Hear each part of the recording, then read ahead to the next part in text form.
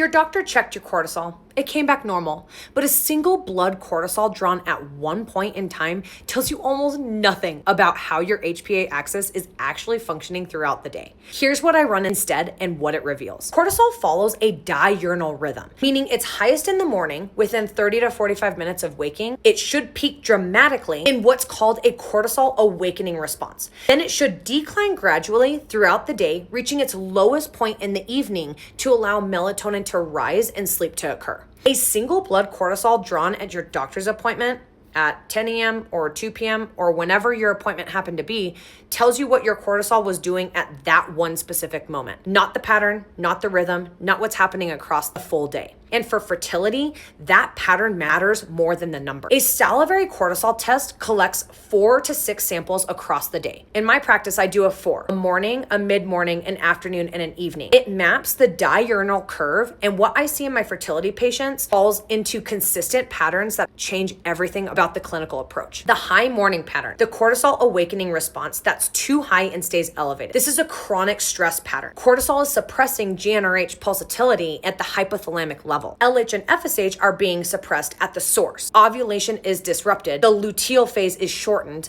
and no supplement addresses this. The nervous system dysregulation driving the cortisol has to be corrected first. Another pattern is the flat curve. Cortisol that's low in the morning and stays flat throughout the day. This is the HPA axis exhaustion pattern, often seen in women who have been chronically stressed for years. The system has burnt out. These women are exhausted, have poor stress resilience, often have low DHEA, and have a hormonal environment where the adrenals are too depleted to support adequate sex hormone production. The inverted pattern. Cortisol that's low in the morning and rises in the evening. This is the pattern I see most commonly in women with sleep disruption, night owl tendencies, and poor melatonin production. Evening cortisol suppresses melatonin, and melatonin is one of the most potent mitochondrial antioxidants in follicular fluid. When evening cortisol is elevated, eggs are developing in an oxidative stress environment every single night. Each pattern requires a completely different intervention, and I cannot see the pattern without the salivary cortisol test. Your cortisol might have been checked,